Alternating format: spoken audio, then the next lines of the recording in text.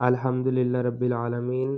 جی آکاش صاحب، قبلہ امیر محترم ملک بھٹا مصطفی صاحب اور ساتھ میں ہم ہیں، اور یہ ارشاد فرما رہے تھے کہ باقی بسیں بھی دکھائیں اور قبلہ ندیم صاحب کو بھی دکھائیں۔ تو علامہ ندیم صاحب نے دعائیہ کلمات کے ساتھ سفر کا آغاز کی تلقین کی اور بڑی محبتوں کا اظہار کرتے ہوئے کہا کہ انشاءاللہ ہم اللہ کے حکم سے پہنچیں گے۔ اور یہ بسیں ہماری جی دو تھیں، اور اس میں سے ایک یہ ہے، کیمرہ زوم بھی کر رہا ہے اور اندر سواریاں بھی دکھا رہا ہے، اور 10 کے قریب کا وقت تھا، اور اس وقت روشنی کا کوئی ہم نے اتنا انتظام نہیں کیا ہوا تھا، کیونکہ ہم نے تو مسافر کا ایک ویسے ہی اور انداز ہوتا ہے، مسافر کو یہ ہوتا ہے کہ سفر پورا کرنا ہے، مسافر ایسی چیزوں میں نہیں پڑتا۔ اصل میں دیکھا جائے تو ہم بھی مسافر ہیں، لیکن ہم اور زیادہ اتنا اکٹھا کر لیتے ہیں کہ سفر کرنا ہی مشکل ہو جاتا ہے۔ تو یہ ہماری دوسری بس ہے جی، اس میں بھی لوگ بیٹھ چکے تھے، اور یہ ہم نے اینڈ پہ فلیکشن لگائی تھی، ایک سائڈ پہ اور ایک سامنے کر کے۔ اس کا یہ فائدہ ہوتا ہے کہ پھر راستے میں موٹر وے والے نہیں روکتے، اور امیر محترم یہ دیکھیں جی، یہ فائدہ ہوتا ہے جب موٹر وے والے پھر یہ دیکھتے ہیں تو وہ دور سے ہی کہتے ہیں کہ جی جائیے۔ اور یہ ہم بیٹھ چکے، اندر کا ایک ویو دیکھ لیں، ماشاءاللہ صاحب ساتھی، چمکتے چہرے، اور ان روشن چہروں کے ساتھ، ان خوبصورت ان آقا کے عاشقوں کے ساتھ ہم داتا کی نگری کی طرف کا سفر شروع کر چکے تھے، اور کچھ ہی دیر میں ہم داتا صاحب پہنچ گئے۔ بسیں ایک طرف لگیں اور احباب نیچے اترے، اور داتا صاحب کے حضور حاضر ہونے کے لیے رواں دواں تھے، اور دوست ساتھ چل رہے تھے۔ یہ ہم نے جی مزار شریف کے اندر انٹری کی، اور یہ چاند دیکھیں جی، واہ واہ، ایک لاہور کا چاند ہے اور ایک آسمان کا چاند ہے، سبحان اللہ۔ جی ہم داتا صاحب کے حضور حاضری کے لیے جا رہے ہیں۔ لوگ کہتے ہیں بابے شے ہی کوئی نہیں، وہ بابے اپنے آپ میں ایک جہان ہوتے ہیں، اور یہ بات یقین مان لیں ایسے ہی سچی ہے جیسے رات اپنے رات ہونے میں سچی ہے اور دن اپنے دن کی روشنی میں روشن سچا ہے۔ اس طرح ہی ہے، ایسے ہی ہے جیسے مشرق سے سورج نکلتا ہے اور مغرب میں غروب ہو جاتا ہے۔ تو جو نہ ماننے والے ان کے لیے افسوس ہی ہے، جڑے محرم راز حقیقت دے وہ تا راز کھول دے ہی نہیں، جنہ نہیں ویکھیا وہ کرن گلاں، جنہ ویکھ لیا وہ تا بول دے ہی نہیں۔ یہی اصل بات ہے، اور محبتیں ہی ہیں، محبت ہی بنیاد ہے۔ میرے قبلہ رضا فرمایا کرتے ہیں کہ اگر تمہارے دین میں محبت نہیں ہے تو دین نہیں ہے۔ یہ کوئی رہبانیت تو ہو سکتی ہے مگر دین نہیں ہے۔ داتا صاحب کے حضور مسجد اور یہ باقی احباب کا ملنا، اور اب داتا صاحب کے حضور فاتحہ کے لیے، یہ خوبصورت لمحات ہوتے ہیں اور سکون قلب کا ذریعہ ہوتے ہیں۔ بہت سارے مشائخ کرام اور اللہ کی نیک ہستیاں یہاں پر آ کے مراقبہ کرتی رہیں، سالوں یہاں بیٹھتی رہیں، اور برصغیر کے بہت سے بزرگ جو دادا صاحب کے حضور آ کے بیٹھتے رہے، آپ کے فیض سے فیض یاب ہوتے رہے۔ اللہ تعالیٰ ان اولیاء کرام کی سیرت پہ عمل کرنے کی توفیق عطا فرمائے۔ گجرانوالہ کی طرف سفر جاری ہے، تو اس میں سے پہلا پڑاؤ داتا صاحب کی نگری میں تھا، جو الحمدللہ ہم نے سلام پیش کیا داتا صاحب کے حضور، اور اب تمام آباد الحمدللہ رب العالمین۔ ابھی ہم گجرانوالہ پہنچ چکے ہیں، اور اللہ کا فضل ہے خیر و عافیت سے پہنچ گئے ہیں، اور ابھی ٹائم ہو چکا ہے جی کوئی 4:36 کا۔ یہ ہماری ایک گاڑی ہے، اسی میں سے میں اتر کے بھی باہر آیا ہوں، اور دوسری گاڑی اور امیر محترم یہ جا رہے ہیں، اور لوگ اتر بھی رہے ہیں کچھ۔ اور جی ہمارا قافلہ ادھر سے اترے گا تو میں آپ کو یہ دکھاؤں گا جی پہلے۔ اچھا جی، یہ ہمارے دوست اتر رہے ہیں، ادھر سامنے کھڑا ہونا ذرا۔ اچھا جی، یہ ذیشان اندھیرے میں نظر تو نہیں آ رہا، چلیں محسوس کریں یہ ذیشان کھڑا ہوئے ہیں۔ صاحب ادھر ہیں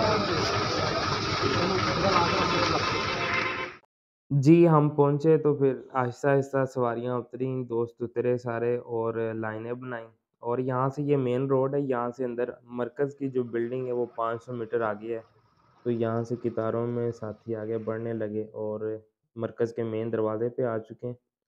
اچھا الحمدللہ ایک اور ہی پرکیف یہ بھی معاملہ ہے، درویشوں کے ڈیرے پہ ویسے ہی رونقیں تو ہوتی ہیں، اللہ کے اس ولی کے دربار پہ جب بھی جائیں اس خانقاہ پہ یہ روشن ہی ہوتی ہے۔ اللہ تعالیٰ اس کو تا صبح قیامت ایسے ہی روشن رکھے، منور رکھے۔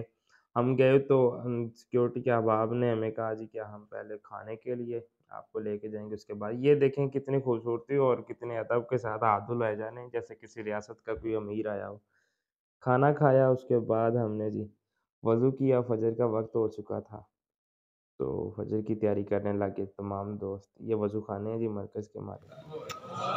دور اس کا ملتا جلتا تھا، کاش کے یہ مل لیتا، تار سیدھے بر سرودے سرمدے، پھر ایک قدم اٹھنا تھا تو توحید کی وادی میں پہنچ جانا تھا، لیکن یہ ساری زندگی عقل کے بل بوتے پہ ڈھونڈتا رہا، ملا کچھ نہیں۔ اللہ اکبر۔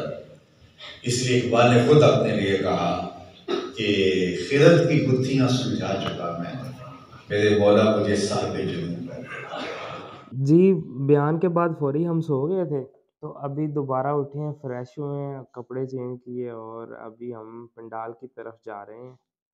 یہاں سیکورٹی کے احباب سیکورٹی کے امور کو سر انجام دے رہے ہیں۔ ہمارے ہاں جو ادارے کی سیکورٹی القاب انٹرنیشنل کے زیر اہتمام ہے سارا، یہ ساتھی بیٹھے ہوئے ہیں جی۔ ہمارے پاکستان بھر میں کہیں بھی پروگرام ہو تو جوتوں کو ایسے ہی شاپر میں ڈال کے ایک منظم طریقے سے کہ مٹی کے ساتھ باقیوں کا برا حال ہے۔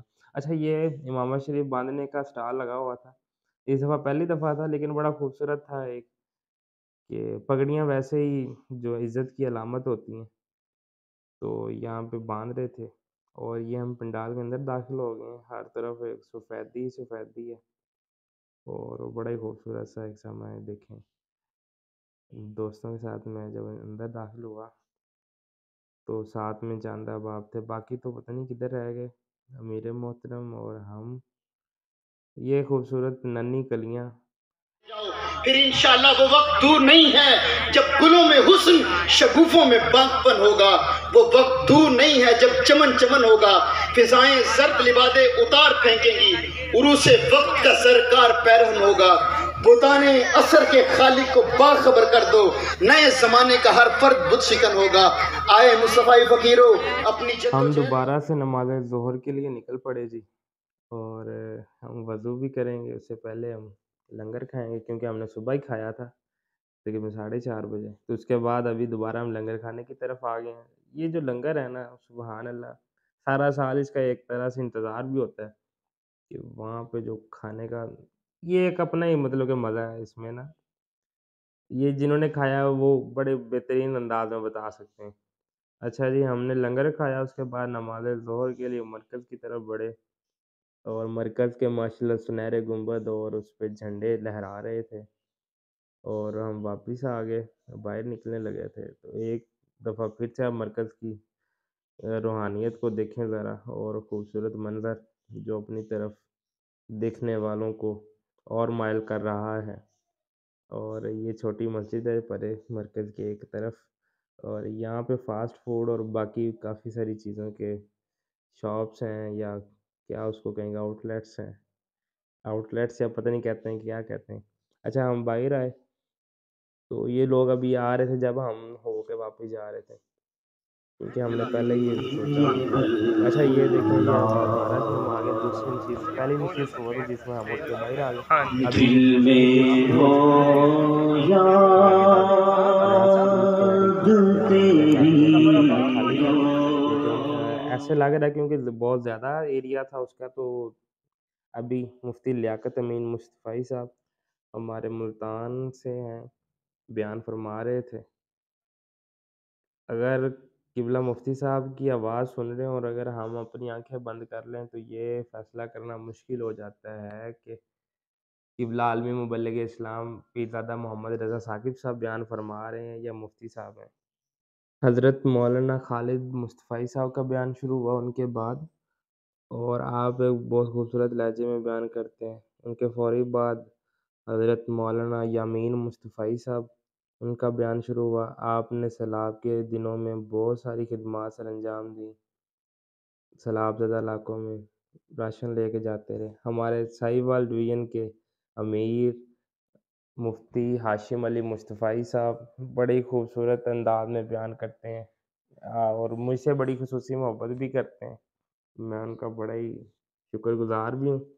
اور ہمارے تنویر سالک صاحب، آپ بھی بھرپور انداز میں خطاب کرتے ہیں اور سننے والوں کو مائل بھی کرتے ہیں اپنی طرف۔ آپ کے بہت سارے میں نے ایسے واقعات سنے ہیں جہاں پہ آپ نے تقریریں کی کہ لوگوں کے دل بدلے۔